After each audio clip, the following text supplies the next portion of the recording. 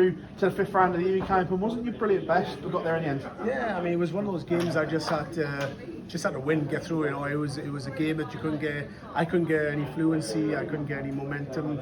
You know, it was a tough game, and I know what to expect with Krzysztof, and I knew that it was going to be one of those games. But you know, at the end of the day, a W is all I was after, and that's what I got. What's it like preparing for this tournament? 'Cause it's like none other. You're a seed. You're already in the next round.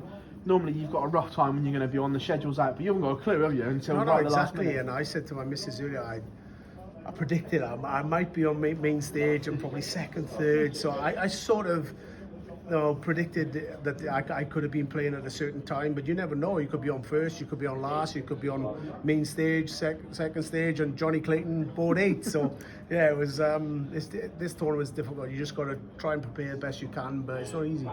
That race for the number one spot's intriguing, and obviously you and Peter going head to head. The fact that you've done your bit and he's got a super tough game after you, does that heap the pressure back onto him?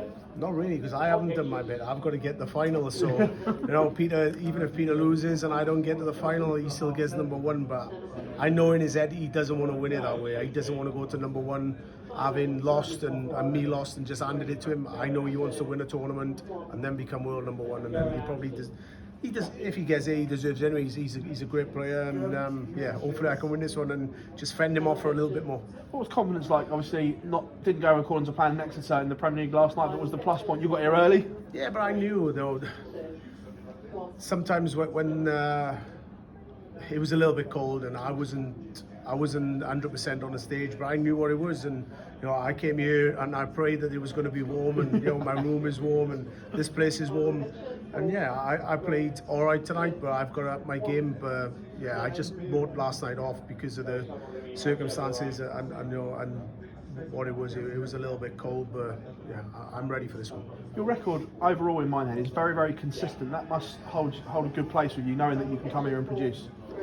Yeah, but the main thing is I know I produce when I'm under pressure, and you know, I needed to win the World Championship to become not just world number one but a world champ. I know I need to win this tournament to stay, or even at least get the final to stay world number one. So when the pressure's on and the heat is on, that's when the best of me comes on. This little subplot in the world rankings, is it adding another dynamic now with Michael winning again last night? Does he just give you a nudge and say, I'm still there? Honestly, I love to see Michael win, because at one stage, yeah, he was the best player in the world and everybody was chasing him, and he sort of slipped off a little bit. He's still playing well, but he's not having any luck, and you know, you can see what he can produce when he does play well, especially like last night. And you know, he blew Peter away in the final, Johnny Clayton, Michael Smith. I mean, you don't win those games if you're not playing well, and yeah, it's people are saying that me and Peter are the biggest rivals and the best two in the world at the minute, but Michael's right up there, and it only takes one game like that to spark him off. But yeah, I think the beast is back. Gerwyn, pleasure. Thanks very much, Chad. Cheers, bud.